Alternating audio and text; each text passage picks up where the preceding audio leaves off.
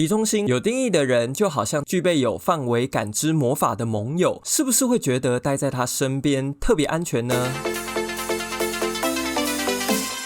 大家好，我是东轩，我是一名国际人类图学校 IHDS 认证的人类图分析师。这支影片我想用玩游戏的概念来介绍人类图9大中心的皮中心。皮中心位于整张图左下方的三角形，有定义的人会呈现棕色，未定义的人则呈现空白开放的状态。皮中心是生物发展中最古老的一个感知中心，主要的功能是察觉危险、维持生存。同样一个重点，有颜色或者开放，代表的只是运作机制不同，没有绝对的好或者坏。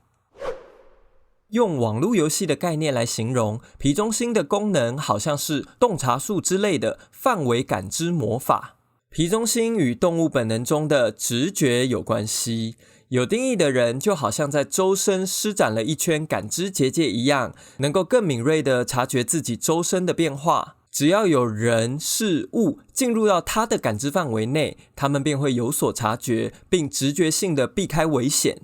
相对来说，皮中心空白开放的人对周遭的环境没有敏锐稳定的感知能力，这有可能会造成两种极端的情况。第一种，时常没注意到危险靠近，容易不小心受伤而不自知，或者相反的，第二种，对于危机太过敏感，会放大内心的恐惧，进而变得过分焦虑。想象一下，如果你是皮中心开放的玩家，碰到皮中心有定义、具备有范围感知魔法的盟友，是不是会觉得待在他身边特别安全呢？毕竟生物本能的察觉能力可以确保生存延续，也是安全感的来源之一。然而，一旦过分依靠盟友所提供的安全感，就会让你产生一种我不能失去他的错觉。之后就算盟友对你很刻薄，时常欺负你，你还是离不开这样的关系。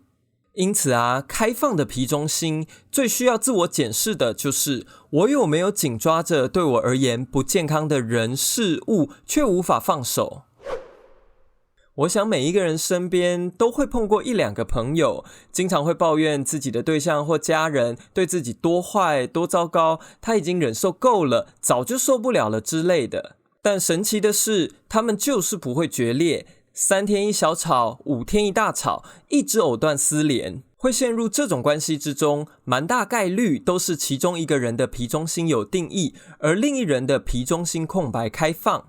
如我上述举例，一旦空白开放的皮中心陷入不正确的运作之中，就很容易紧抓着对自己不健康的人事物，并不自觉地放大我不能失去他的错觉，进而离不开一段有毒的关系。尽管如此，也不要忘了所有能量中心的运作都是相辅相成，二元并存。当皮中心有定义的人运作的不正确时，也有可能过分依靠意识和逻辑来做决定，反而不重视自己皮中心所发出的直觉警示。而开放的皮中心会因为放大了对于生存的恐惧，运作正确时，反而促使着群体未雨绸缪，早在危机发生之前，先找到方式预防。另外，对于生存的不确定性，有可能促使一部分皮中心开放的人，透过从事高风险的行为，在心脏加速跳动的过程中，感受自己活着。像是许多高危险极限运动的玩家，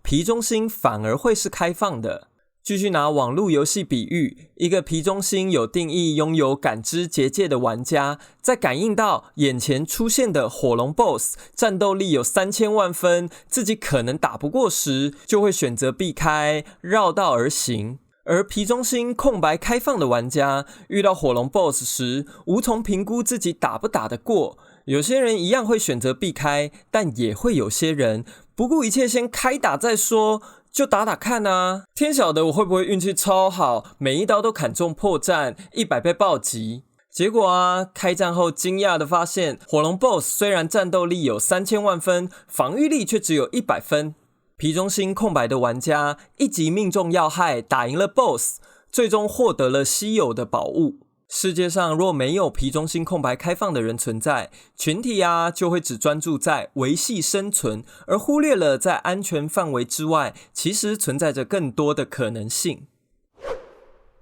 每个人对自己运作模式的感受，也会因为个别图中的细节不同而有所不同。我只是用最基础的概念，大致譬喻了皮中心的运作方式。如果想要好好认识自己的人类图，建议做一次专业的个人解读，一定会有意想不到的收获。我目前呢有提供专业的人类图解读服务，有兴趣的朋友可以用 Facebook 粉丝专业讯息或加入 LINE 的官方账号询问细节。影片下方会附上 IHDS 认证分析师清单以及其他补充资料。下集我将继续用玩游戏的概念来介绍人类图9大中心与压力相关的根中心。我们下期再见，谢谢。